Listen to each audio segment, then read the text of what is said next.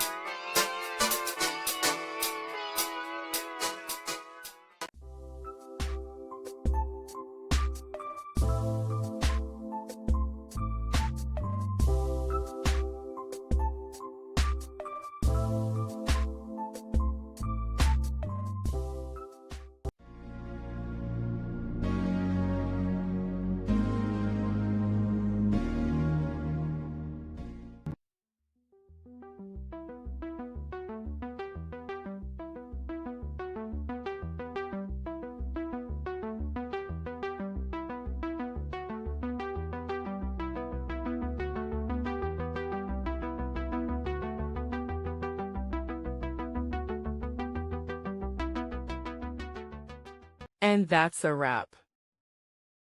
I hope you found the answer you were looking for. If you did, take a second to hit that subscribe button. It really helps out.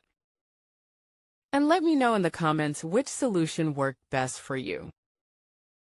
See you next time in the Debug Zone.